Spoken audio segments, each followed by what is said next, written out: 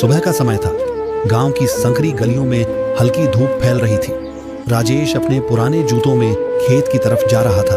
उसके चेहरे पर थकान थी, लेकिन आंखों में सिर्फ एक सपना था, अपनी बेटी प्रिया की शादी खुशी से करना। घर के अंदर प्रिया अपनी शादी का लाल जोड़ा हाथों में लेकर आईने के सामने खड़ी थी। उसकी आंखों में खुशी भी थी और पिता को लेकर चिंता भी। उसने धीरे से अपनी मां से पूछा, मां, पिताजी ने शादी के सारे पैसे जुटा लिए क्या? सुनीता ने मुस्कुराने की कोशिश की, लेकिन उसकी आंखों की नमी सब सच बता रही थी। उधर राजेश खेत में तपती धूप के नीचे लगातार काम कर रहा था। उसके हाथों में छाले पड़ चुके थे, फिर भी वह बिना रुके मिट्टी उठाता जा रहा था।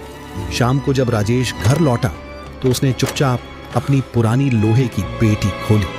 उसमें कुछ मुड़े हुए नोट और अपनी पत्नी के पुराने गहने रखे थे।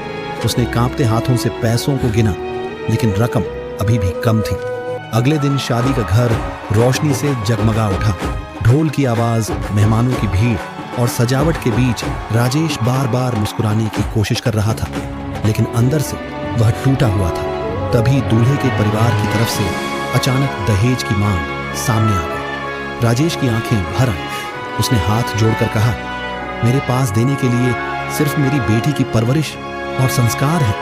पूरा माहौल शांत हो गया। तभी प्रिया ने अपने आंसू पोंछे और पिता का हाथ पकड़ लिया। विक्रम धीरे धीरे आगे बढ़ा और सबके सामने बोला, मुझे दहेज नहीं, सिर्फ प्रिया का साथ चाहिए। जिस पिता ने अपनी जिंदगी बेटी के लिए लगा दी, उससे बड़ा अमीर कोई नहीं हो सकता। पूरा मंडप तालियों और आंसुओं से भर गया। राजेश की आंखों से आंसू बहने लगे। उसने अपनी बेटी को गले लगा लिया। उस रात पूरे गांव ने पहली बार देखा कि असली दौलत पैसे नहीं, बल्कि परिवार का प्यार और त्याग होता है।